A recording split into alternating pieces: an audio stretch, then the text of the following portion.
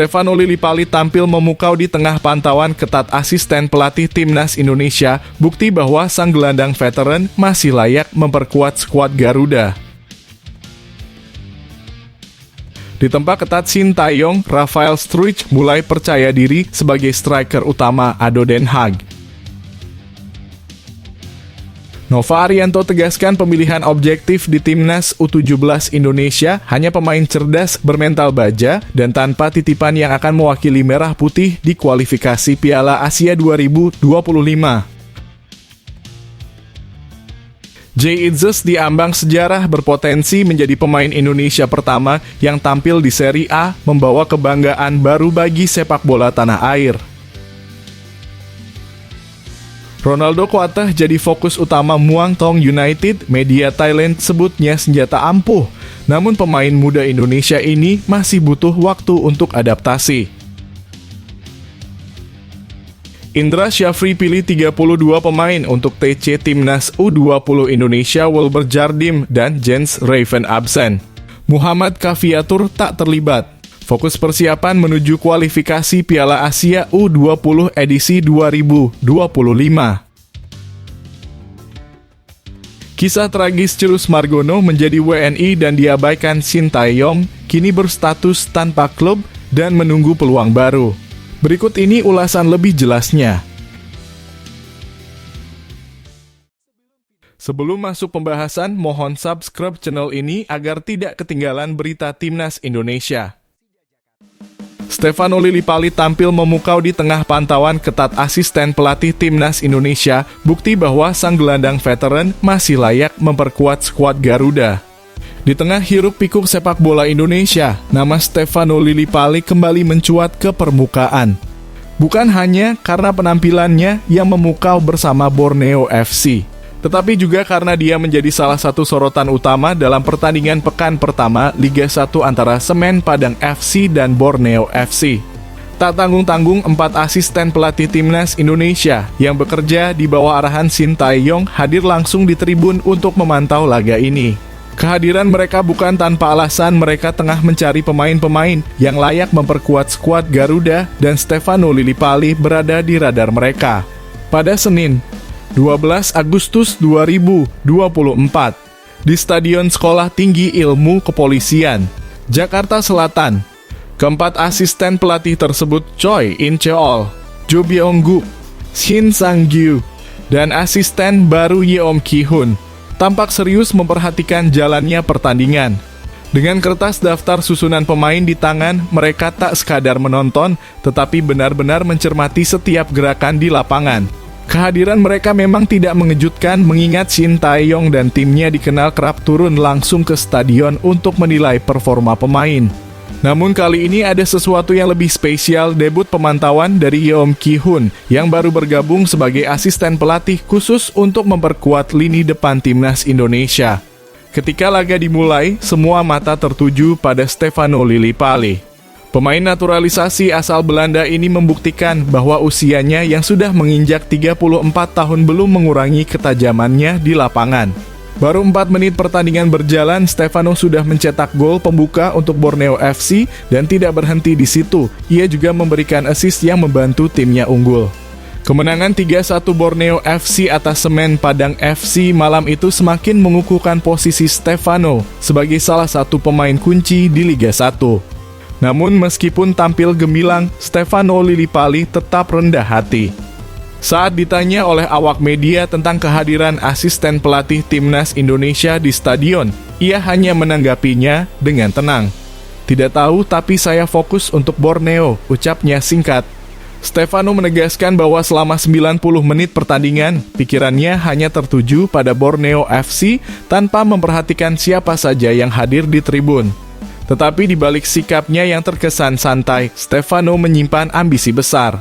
Dia siap kapanpun jika dipanggil untuk membela Timnas Indonesia, meskipun untuk saat ini fokus utamanya adalah bersama klubnya, Borneo FC. Walaupun dipanggil atau tidak, saya bangga, tegas Stefano. Kata-katanya mencerminkan sikap profesional dan cinta yang tulus terhadap sepak bola Indonesia. Stefano Lillipali memang bukan nama baru di Timnas Indonesia. Ia beberapa kali dipanggil oleh Shin Tae-yong untuk memperkuat skuad Garuda. Namun akhir-akhir ini panggilan tersebut tidak lagi datang meskipun performanya di Liga 1 musim lalu sangat impresif dengan torehan 11 gol dan 15 assist dari 35 pertandingan. Sebaliknya, Shin Tae-yong lebih memilih untuk memberi kesempatan kepada para pemain muda seperti Hoki Caraka dan Ramadan Sananta yang dinilai memiliki potensi besar untuk masa depan. Akan tetapi meskipun tak lagi menjadi pilihan utama, Stefano tetap menunjukkan loyalitas dan kebanggaannya terhadap timnas Indonesia. Bagi dia, bermain untuk Merah Putih adalah sebuah kehormatan yang tak ternilai, dan jika kesempatan itu datang lagi, Stefano pasti akan menerimanya dengan tangan terbuka. Hingga saat itu tiba, ia tetap akan fokus memberikan yang terbaik untuk Borneo FC dan terus membuktikan bahwa dirinya masih layak mengenakan jersey timnas Indonesia.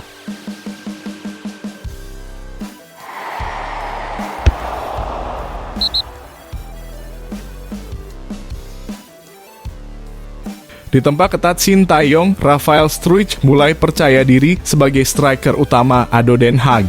Rafael Struijk, seorang pemain muda berbakat yang dulunya dikenal sebagai winger, kini mulai menikmati peran barunya sebagai striker di klub ADO Den Haag. Perubahan posisi ini bukanlah sesuatu yang datang begitu saja, ini adalah hasil dari latihan keras dan pengembangan taktik yang intens di bawah arahan Shin Tae-yong, pelatih timnas Indonesia. Rafael yang awalnya beroperasi di sisi kiri lapangan, kini dihadapkan pada tantangan baru yang menuntutnya untuk menjadi ujung tombak serangan, baik di klubnya maupun di tim nasional. Pada Sabtu 10 Agustus, Rafael Struijk mencatatkan debutnya sebagai starter di posisi striker ketika ADO Den Haag bertemu Venlo dalam laga Liga Belanda. Momen ini menjadi titik penting dalam kariernya. Tampil dari menit pertama, Struijk bermain selama 60 menit sebelum pelatih ADO Den Haag dari Jack Kalesic harus menariknya keluar akibat perubahan strategi tim. Pergantian tersebut dipicu oleh kartu merah yang diterima oleh salah satu pemain ADO Den Haag yang memaksa tim untuk bermain lebih defensif guna mempertahankan keunggulan sementara. Meski pada akhirnya laga berakhir imbang 1-1, Rafael Struijk menunjukkan performa yang solid dalam peran barunya. Sebagai striker, Struijk menjelaskan bahwa ia masih bermain dengan gaya yang melebar, sebuah pendekatan yang dia kembangkan sejak berada di timnas Indonesia. Saya bermain musim lalu di berbagai posisi, baik sebagai winger kanan, winger kiri, maupun sebagai penyerang. Sebenarnya saya bisa bermain di mana saja dalam peran penyerang, ujar Struijk dalam sebuah wawancara dengan HA London Football yang dilansir oleh Bola Sport. Pernyataan ini menunjukkan fleksibilitasnya di lini serang, sebuah kualitas yang sangat dihargai oleh pelatih. Yang menarik, sebelum mendapatkan panggilan ke timnas Indonesia, posisi alami Struijk adalah sebagai winger kiri. Namun dalam upaya mencari striker yang bisa diandalkan untuk skuad Garuda, Shin Tae-yong memutuskan untuk memoles Struijk menjadi penyerang tengah. Proses adaptasi ini tentu bukan tanpa tantangan. Menjadi andalan di lini depan adalah tanggung jawab besar, terutama bagi pemain muda yang masih beradaptasi dengan tuntutan baru. Namun seiring berjalannya waktu, Struijk mulai menunjukkan kemampuannya dan berhasil mengunci posisi penting di lini depan timnas. Sebagai striker di ADO Den Haag, Rafael Struijk tetap memegang peran utamanya dengan bermain melebar. Ia melakukan ini bukan tanpa alasan, melainkan untuk membuka ruang bagi rekan setimnya, Alex Schalk, yang juga bertugas sebagai penyerang. Saya bukan tipe striker yang hanya berdiri di tengah lapangan. Saya lebih suka mencari ruang di sudut-sudut lapangan. Ini benar-benar gaya bermain saya, ungkap Struijk. Pendekatan ini tidak hanya menunjukkan kecerdasannya dalam membaca permainan, tetapi juga kemampuannya untuk bekerja sama dalam tim. Meskipun Struijk senang dengan debutnya sebagai striker, ia tidak menutupi fakta bahwa peran ini sangat menantang. Apalagi di level senior, ia harus berhadapan dengan back-back yang memiliki postur tubuh lebih besar dan lebih kuat. Tantangan ini menurutnya menjadi pelajaran berharga yang akan membantu meningkatkan kemampuannya di pertandingan-pertandingan berikutnya. Saya memang mendapatkan dukungan dari rekan setim, tetapi menghadapi dua bek tengah yang besar tentu saja sulit, terutama saat saya harus menerima bola langsung dari mereka, akunya. Dengan segala tantangan yang dihadapinya, Rafael Struijk menunjukkan semangat dan tekad yang luar biasa untuk terus berkembang sebagai striker. Dukungan dari Shin Tae-yong dan pengalamannya di timnas Indonesia telah memberikan kepercayaan diri yang besar bagi Struijk untuk menjalani peran barunya di ADO Den Haag. Transformasinya dari seorang winger menjadi striker adalah bukti nyata bahwa dengan kerja keras dan bimbingan yang tepat, seorang pemain dapat berkembang melampaui batasan-batasan yang ada.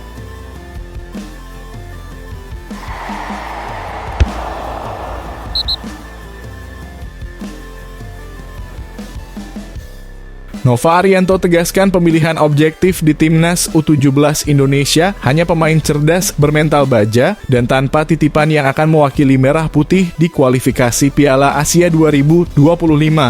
Nova Arianto, pelatih timnas U17 Indonesia, tengah menghadapi tantangan besar dalam menyusun skuad yang akan berlaga di kualifikasi Piala Asia U17 2025. Dengan tekad bulat dan visi yang jelas, Nova memastikan bahwa pemilihan pemain dilakukan secara objektif dan tanpa kompromi. Baru-baru ini, Nova mengumumkan daftar pemain yang akan dibawa ke pemusatan latihan di Bali, yang merupakan langkah awal dalam persiapan menghadapi babak kualifikasi yang akan digelar pada 21 hingga 29 September mendatang. Pengalaman Nova dalam Piala ASEAN U16 2024 memberikan gambaran yang lebih jelas tentang komposisi skuad yang dibutuhkan untuk menghadapi tantangan di ajang ini. Nova menegaskan bahwa setiap pemain yang dipilih harus memenuhi kriteria umum, seperti kekuatan fisik dan kemampuan teknis di lapangan. Namun bagi Nova yang lebih penting adalah kecerdasan pemain dalam memahami instruksi, kesiapan mental, serta kemampuan untuk bermain sesuai taktik yang diinginkan. Harapannya pemain bisa siap secara mental, teknik, secara skill maupun taktik, ungkap Nova Arianto seperti yang dikutip dari kanal YouTube Timnas Indonesia. Sebagai mantan pemain Timnas Indonesia, Nova menyadari bahwa setiap keputusan yang diambilnya akan berada di bawah sorotan publik. Terlebih lagi mengingat bahwa ini adalah timnas termuda yang dimiliki Indonesia, isu mengenai adanya pemain titipan menjadi topik yang tak terelakkan di kalangan netizen. Namun, Nova dengan tegas menepis segala spekulasi tersebut. Timnas U17 adalah pemain baru. Banyak orang mungkin berpikir ada pemain titipan, ada anak ini, ada anak itu. Saya pastikan tidak ada, ujarnya dengan tegas. Nova menegaskan bahwa setiap pemain yang masuk dalam skuad U17 Indonesia adalah hasil dari seleksi ketat berdasarkan kemampuan dan potensi yang mereka miliki, tanpa mempertimbangkan latar belakang keluarga atau koneksi pribadi. Bagi Nova, hanya pemain terbaik yang layak mengenakan jersey Garuda. Saya tidak peduli masalah itu, karena selagi saya yang memilih, hanya pemain terbaik yang bisa masuk ke skuad saya, tambahnya. Pendekatan Nova ini menunjukkan komitmennya untuk membangun tim yang tidak hanya kuat secara fisik, tetapi juga cerdas dan siap mental dalam menghadapi tantangan besar di pentas Asia. Dengan memprioritaskan pemain yang benar-benar layak, Nova Arianto berharap dapat membawa timnas U17 Indonesia meraih prestasi gemilang dan menjadi kebanggaan bagi seluruh bangsa.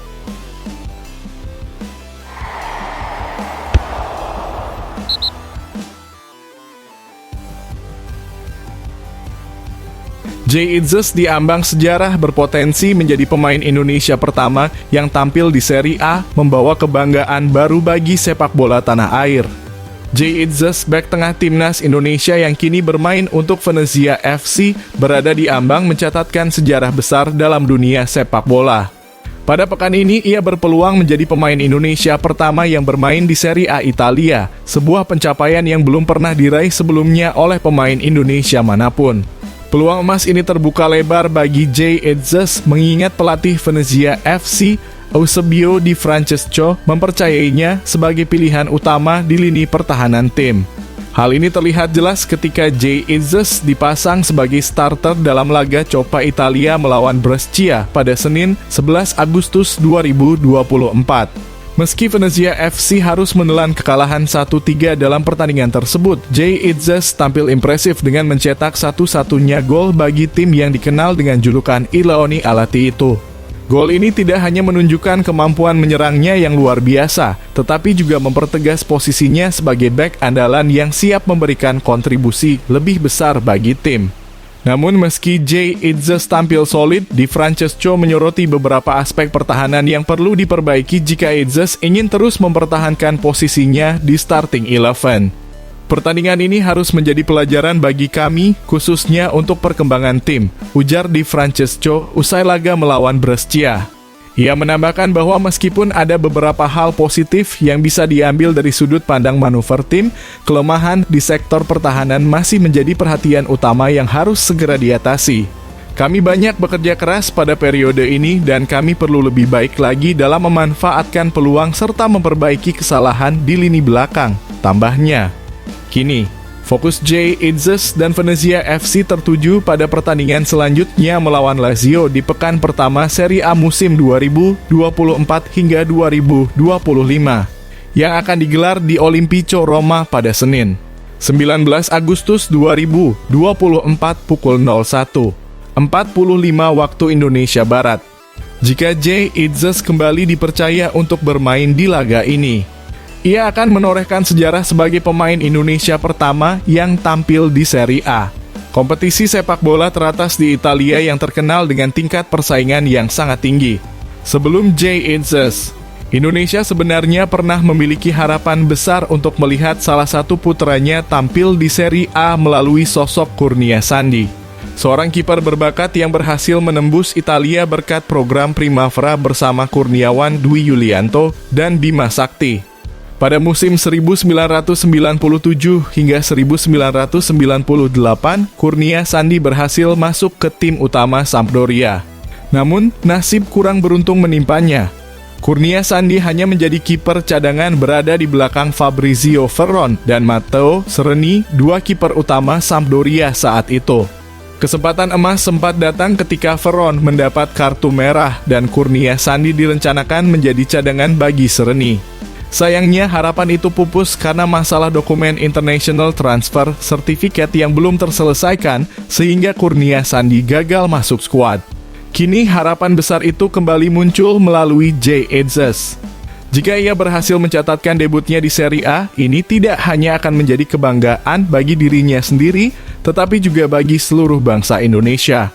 Sebuah tonggak sejarah baru yang diharapkan dapat membuka jalan bagi pemain-pemain Indonesia lainnya untuk menembus liga-liga top Eropa di masa depan. Dengan bakat dan determinasi yang dimilikinya, Jay Itzes tampaknya siap menjawab tantangan besar ini dan membawa nama Indonesia berkibar di pentas sepak bola dunia.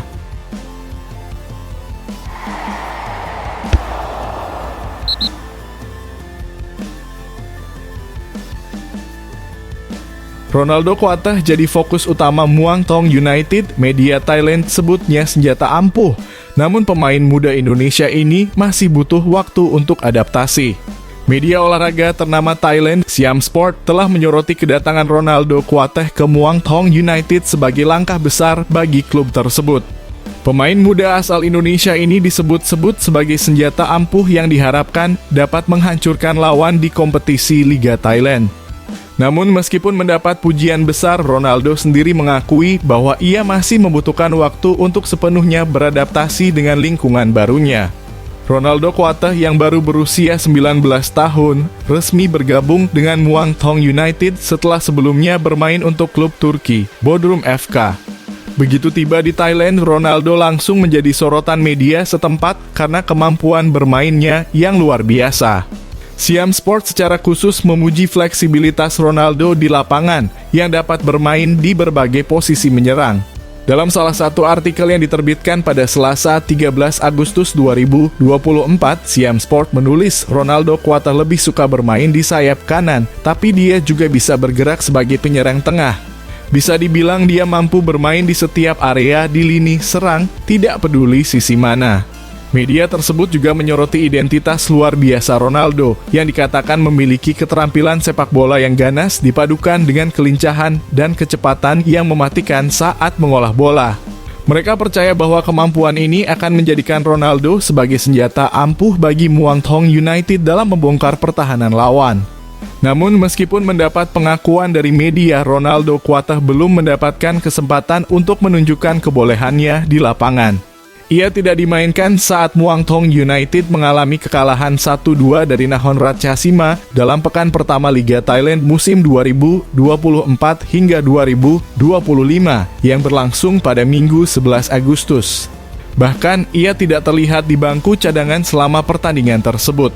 Penyebab absennya Ronaldo di laga perdana Muang Thong United belum diketahui secara pasti. Namun Ronaldo sendiri mengungkapkan bahwa ia masih dalam proses adaptasi dengan klub barunya. Mungkin perlu sedikit waktu untuk menyesuaikan diri. Tapi saya yakin ini akan berjalan baik dan saya berharap dapat membantu berkontribusi pada kesuksesan tim dalam waktu dekat, ujar Ronaldo dengan penuh optimisme.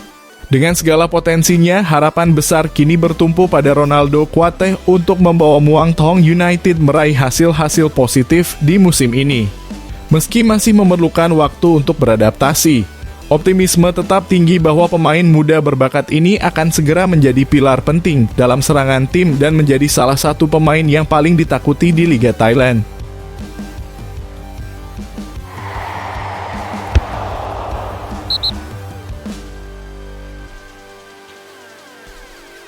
Indra Syafri pilih 32 pemain untuk TC Timnas U20 Indonesia Wilber Jardim dan Jens Raven absen. Muhammad Kafiatur tak terlibat. Fokus persiapan menuju kualifikasi Piala Asia U20 edisi 2025. Pelatih Timnas U20 Indonesia Indra Syafri telah mengumumkan daftar 32 pemain yang dipanggil untuk menjalani pemusatan latihan bersama skuad Garuda Muda. Sayangnya daftar pemain yang diumumkan tidak mencantumkan nama Wilber Jardim dan Jens Raven. Keputusan ini diambil setelah sebelumnya Indra Syafri memastikan bahwa kedua pemain tersebut tidak dapat bergabung dengan TC karena harus membela klub mereka masing-masing di luar negeri. TC kali ini digelar di luar agenda resmi FIFA, sehingga tidak memungkinkan bagi Wilber Jardim dan Jens Raven untuk datang ke Indonesia. Selain absennya kedua pemain tersebut, Indra Syafri juga memutuskan untuk tidak memasukkan nama Muhammad Kafiatur dalam daftar pemain.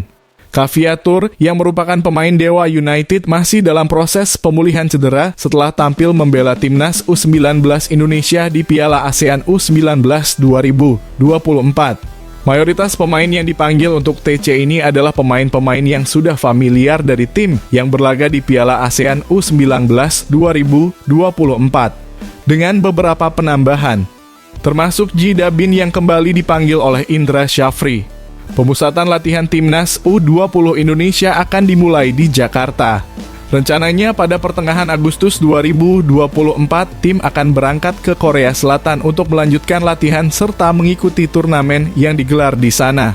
Turnamen tersebut dijadwalkan berlangsung dari 28 Agustus hingga 1 September 2024, di mana Timnas U20 Indonesia akan menghadapi tim seperti Thailand, Argentina, dan Korea Selatan.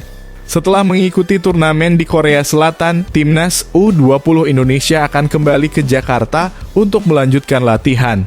Latihan ini merupakan persiapan awal sebelum mereka terjun ke kualifikasi Piala Asia U20 edisi 2025. Timnas U20 Indonesia tergabung dalam grup F bersama Timor Leste, Maladewa, dan Yaman. Kualifikasi tersebut akan digelar pada 21 hingga 29 September 2024 dan Timnas U20 Indonesia akan bertindak sebagai tuan rumah. Seluruh pertandingan grup F akan diadakan di Stadion Madia, Senayan, Jakarta Pusat.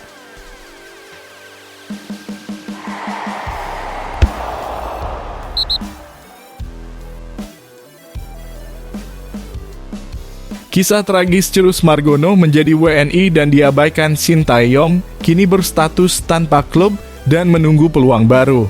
Berikut ini ulasan lebih jelasnya. Kisah Cirus Margono yang rela meninggalkan status kewarganegaraan lamanya untuk menjadi warga negara Indonesia, namun akhirnya diabaikan oleh Shin Tae-yong dan kini berstatus tanpa klub, adalah sebuah cerita yang memilukan. Cirus yang mengembalikan status kewarganegaraannya pada 21 Maret 2024 setelah menjalani pengambilan sumpah sebelumnya mengungkapkan hasratnya untuk memperkuat Timnas Indonesia. Dalam pernyataannya, Cirus Margono mengatakan, "Tentu karena ayah saya seorang warga negara Indonesia dan dahulu saya sering ke Indonesia. Saya hanya ingin mendapatkan kesempatan untuk menjaga serta bermain untuk negara saya Indonesia." Pernyataan ini disampaikannya kepada media, termasuk MNC Portal Indonesia, pada hari yang sama saat ia resmi menjadi WNI. Namun meski telah memegang paspor Indonesia selama 5 bulan, kiper yang memiliki tinggi badan 191 cm ini belum pernah mendapat kesempatan bermain untuk timnas Indonesia. Selama periode April hingga Juni 2024, timnas Indonesia U23 dan senior mengikuti beberapa ajang penting, termasuk Piala Asia U23 edisi 2024 dan kualifikasi Piala Dunia 2026 zona Asia. Meskipun demikian, Cirus Margono tidak pernah dipanggil untuk memperkuat tim. Pada awal April 2024, pelatih Shin Tae-yong secara terbuka menyatakan bahwa ia belum melihat penampilan Cirus Margono secara langsung. Untuk Cirus jujur belum melihat penampilannya secara langsung, jadi saya tidak bisa bicara apa-apa, ujar Shin Tae-yong kepada wartawan, termasuk MNC Portal Indonesia pada 1 April 2024. Pernyataan tersebut menunjukkan bahwa pelatih asal Korea Selatan ini belum mempertimbangkan Cirus, yang saat itu masih bermain untuk klub Liga 2 Yunani Panathinaikos B. Kini situasi Cirus Margono semakin rumit. Per 1 Juli 2024, kiper berusia 22 tahun ini berstatus tanpa klub, yang membuat Shin Tae-yong semakin sulit untuk memantau perkembangan dan performa pemain yang lahir di Mount Kisco, New York, Amerika Serikat. Pada 9 November 2001 ini, dengan bursa transfer Liga 1 musim 2024 hingga 2025 yang masih terbuka, akan menarik untuk melihat klub mana yang akan menjadi tujuan berikutnya bagi Cirus Margono. Apakah ia akan mendapatkan kesempatan untuk membuktikan kemampuannya di level kompetitif domestik Indonesia? Hanya waktu yang akan menjawab.